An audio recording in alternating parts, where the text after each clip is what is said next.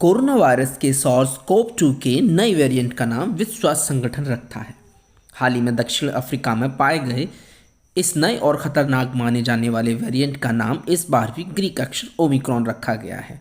लोगों के लिए हैरान करने वाली बात यह है कि इस श्रेणी में ओमिक्रॉन से पहले ग्रीक वर्णमाला के 2 अक्षरों का नंबर था, लेकिन विश्व स्वास्थ्य संगठन ने न्यू और सी को छोड़कर ओमिक्रॉन का चयन किया। वीडियो के अंत तक बने रहिए और जानते हैं कि कोरोना वायरस के इस नए वेरिएंट का नाम ओमिक्रॉन क्यों रखा गया। दोस्तों, कोविड-19 के ओमिक्रॉन वेरिएंट को विश्व स्वास्थ्य संगठन ने बेहद खतरनाक करार दिया है। अभी तक इसके असर के बारे में विस्तृत जानकारी आना बाकी है, लेकिन फिलहाल वैज्ञानिकों का कहना है कि यह डेल्टा वेरिएंट जितना ही घातक है, लेकिन उससे कहीं ज़्यादा तेज़ी से फैल रहा है, जो बहुत ही चिंता का विषय है। दुनिया के सभी देश इसको लेकर आपातकालीन कदम उठा रहे हैं और यात्राओं पर प्रतिबंध इसमें सबसे प्रमुख है। ओमिक्रॉन के नामकरण को लेकर एक अनोखी जानकारी सामने आई है, वह यह है कि विश्व स्वास्थ्य संगठन ने इस वेरिएंट का नाम ओमिक्रॉन क्यों रखा।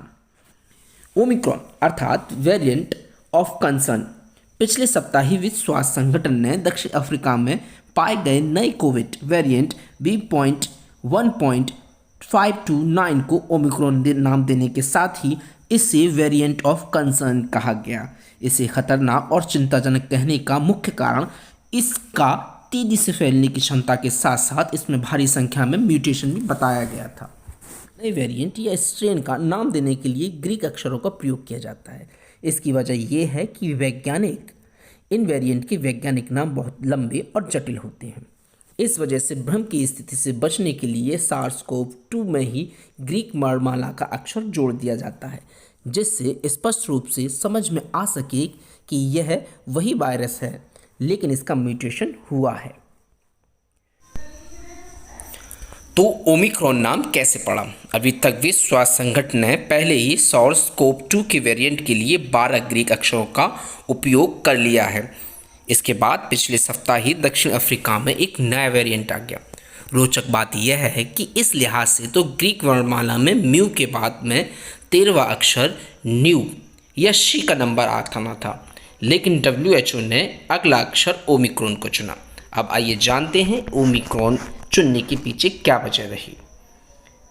अंग्रेजी वर्णमाला में छोटे अक्षर ओ का ग्रीक रूप है ओमिक्रॉन, जो कि 15वां वर्ण है, जहां ग्रीक में ओमेगा अंग्रेजी की कैपिटल या बड़ा ओ प्रदर्शित करता है। दिलचस्प बात यह है कि ओमिक्रॉन और ओमेगा के उच्चारण में भी फर्क है। इसके अलावा ओमिक्रॉन संख्याओं में 70 को भी प्रदर्शित करता है। खगोल विज्ञान में एक तारा समूह में 15वें तारे को ओमिक्रॉन से प्रदर्शित किया जाता है, जैसे ओमिक्रॉन एंड्रोमेडा, ओमिक्रॉन सेटी, ओमिक्रॉन परसेई आदि।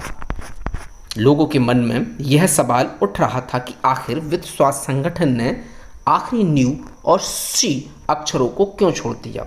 इसका जवाब खुद WHO ने दिया।